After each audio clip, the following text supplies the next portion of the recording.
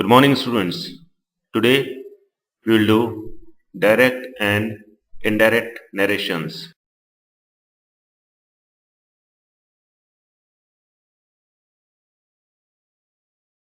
Now let us pick a very simple sentence. He said, comma, inverted commas, I write a letter. Now the key is when a statement is given to us in a direct narration, we have to convert that into indirect narration. Now in doing so, we will have to take care of four rules. The first one is the law of connectors. The second one being the law of tenses. The third one being the law of persons.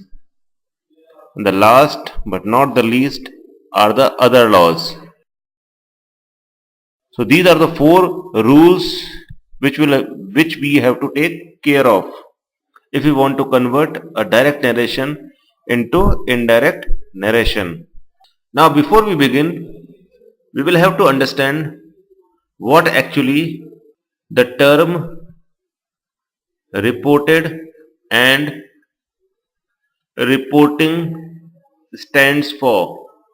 Now anything that is written outside the inverted commas is the reporting.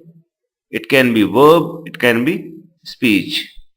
So anything which is outside the inverted commas can be termed as reporting, and anything that is inside the inverted commas will be reported.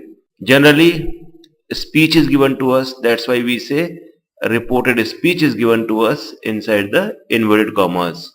So this is the difference between reporting and reported. Now once you see a sentence, so let us come back to that initial sentence.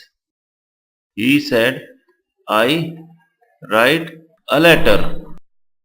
Now the first thing is forget everything and just concentrate on the sentence that is given inside the inverted commas. So the key is to find out the kind of the sentence that will be given to you inside the inverted commas.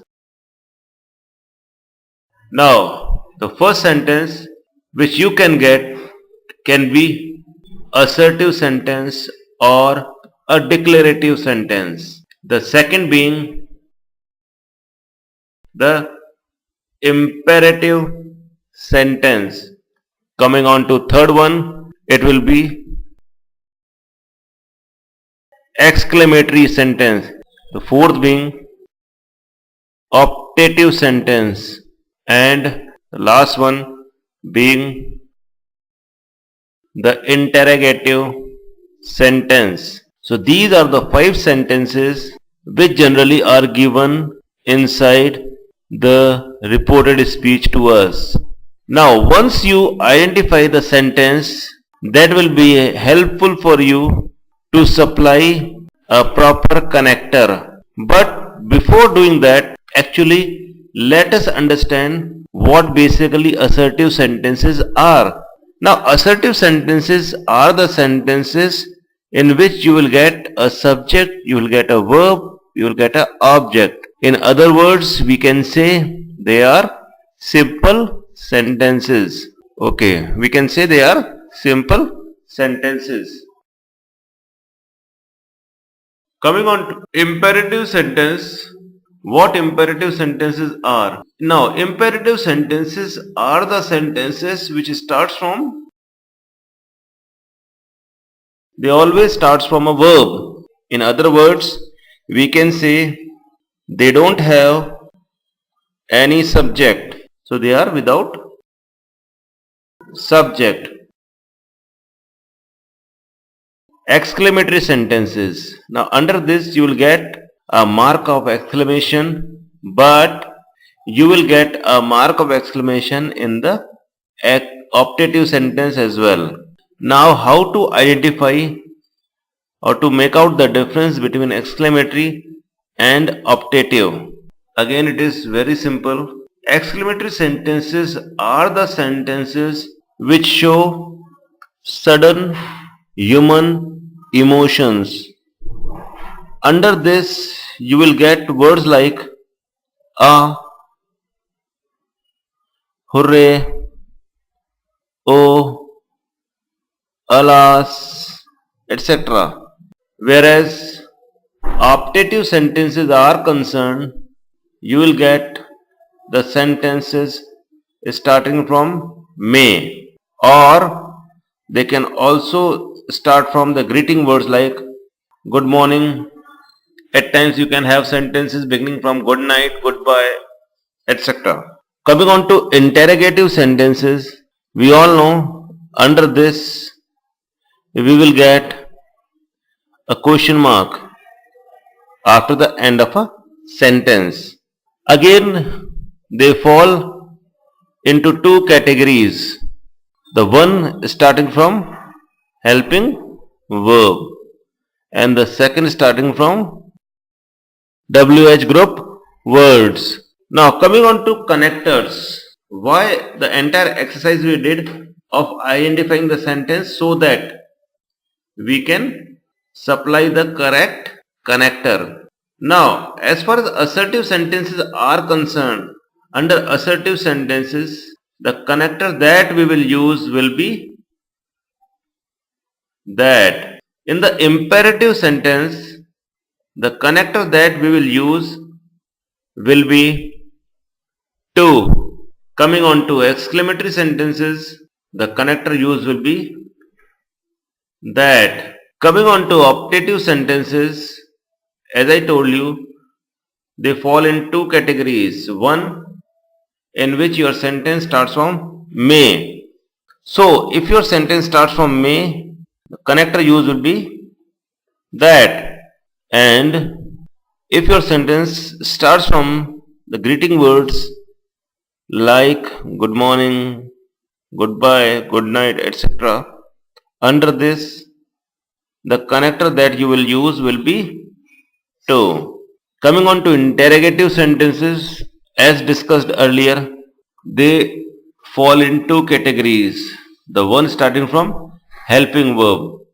Now, if your sentence starts from a helping verb, the connector that you can use can be if or whether. Now, coming on to WH group words, we will not supply any connector. That means we will not use any connector if our sentence is in interrogative form and it is starting from a WH group word like what, why, when, how many, how far, etc. So this concludes our first law, that is law of connectors. So this becomes very important for us that whenever a sentence is given to us, we will have to identify the sentence that is given inside the reported speech. That will be helpful for us in supplying the correct connector. Now after the law of connectors, the next point or the next thing which we will have to keep in mind is as to how to make changes in tenses of a sentence. To change tenses is very important. So what are the rules? Let us find out. Okay, law of tenses. Now the first rule for the law of tenses is, we can take it A.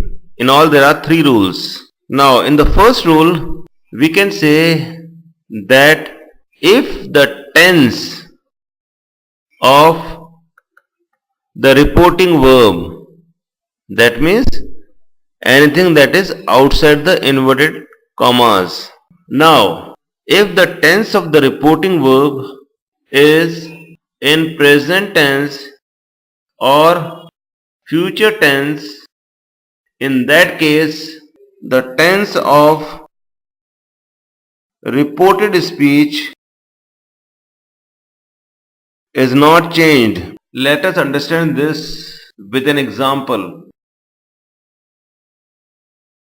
Okay, let us take some relevant example. He says, I write a letter. Now, as we can see that he says is in present form. That means this one is a present tense. Now, as discussed earlier, if the reporting verb is in present or future tense, then the tense of the reported speech is not changed. So, if the sentence is he says, I write a letter. So, in the reported speech, the verb write indicates the present time. Now, this tense will not be changed. So, our answer will be he says. Now, we have used this connector that because I write a letter is a assertive sentence. So, in the assertive sentence, the connector will be that. So, the answer will be he says that he writes a letter. Now, we can see that we have not changed the verb. We have changed the person, that we can do, but we will not change the verb in any condition. In the same way, if the question is he will say,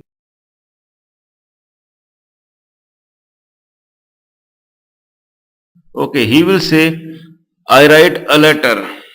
Now, he will say is in future form. So this one is in future tense. Now in the future tense, we don't make changes in the verb of the reported speech. So our answer will be he will say that he writes a letter. So we have not changed the verb, that is write, into wrote or written. This means we will never change the tense of the reported speech if the reporting verb is in present or future tense. We'll continue this chapter after a break.